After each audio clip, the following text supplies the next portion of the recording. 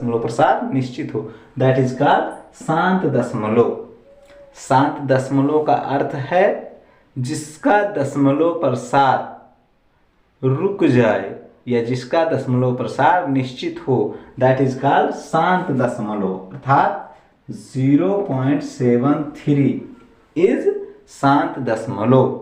0.73 क्या है? शांत दशमलव। एग्जाम्पल में बटे में देना चाहते हैं 1/5, 4/6 या 4/6 ना देकर 4/2 ऐसे करके आप दे सकते हैं एग्जाम्पल जो क्या हो, शांत हो जाए।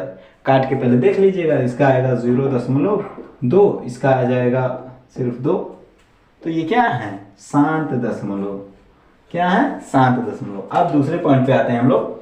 अशांत दशमलव, ऐसा दशमलव प्रसार जिसका दशमलव प्रसार निश्चित ना हो, अनंत काल तक चलता रहे, दैट इज कॉल्ड अशांत। दैट इज कॉल्ड अशांत। एग्जाम्पल में लिख सकते हैं 0.3 पे बार 3 3 3 3 3 3 कहाँ तक आएगा? अनंत तक। इसका एग्जाम्पल 1/3, 22/7 लाइक दिस।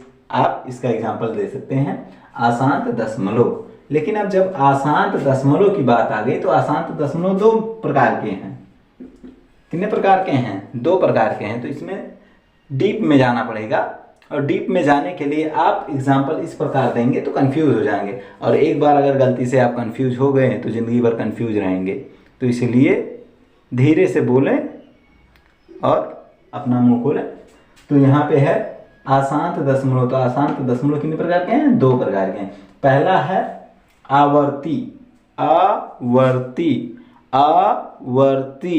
यानी जो ऐसे बार बार आता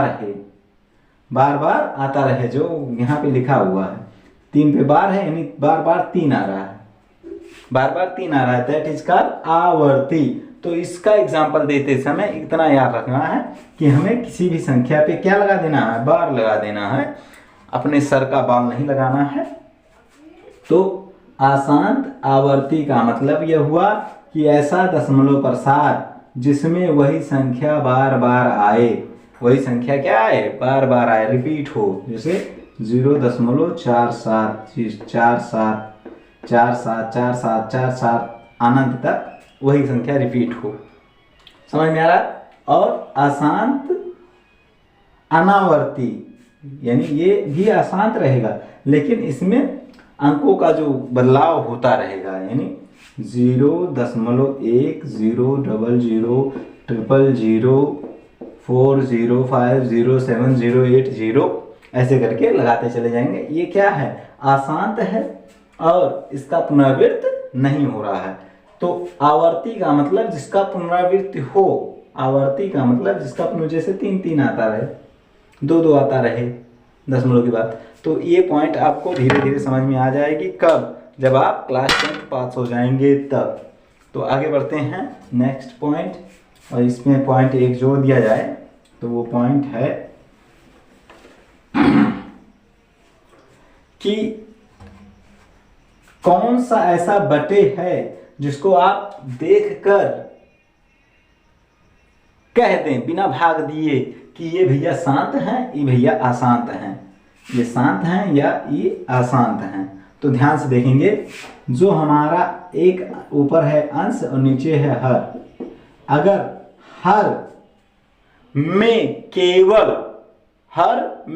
केवल उसका जो गुणनखंड है 2 पे पावर n गुणे 5 पे पावर m के रूप में है, अगर उसका हर केवल 2 पे पावर n और 5 पे पावर m के रूप में उसका गुणनखंड है, हर का गुणनखंड अगर 2 पे पावर n गुणे m पे 5 पे पावर m के रूप में है, तो वह भिन्न क्या होगा? शांत होगा।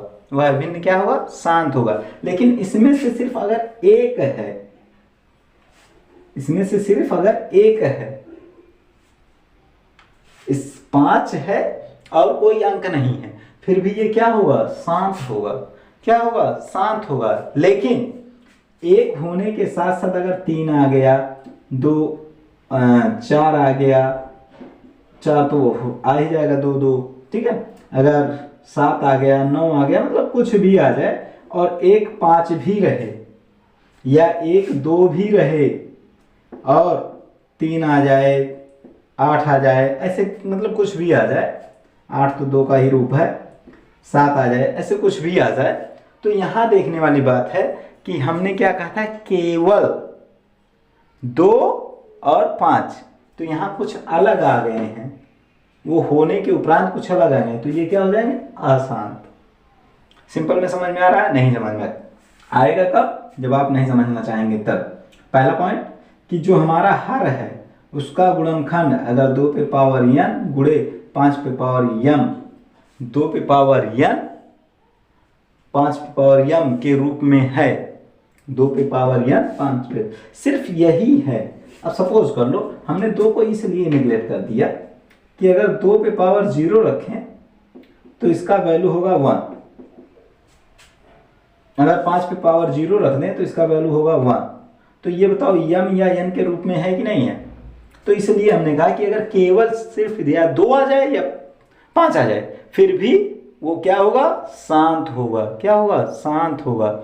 अरे भाई लड़का जब रोता है उसने डिमांड कर दिया कि मुझे दोनों चाहिए, आम भी चाहिए सेब भी चाहिए, पैसा कम है, तो किसी ने बताया समझाया बुझाया कि अच्छा ये बताओ दोनों में से क्या लोगे,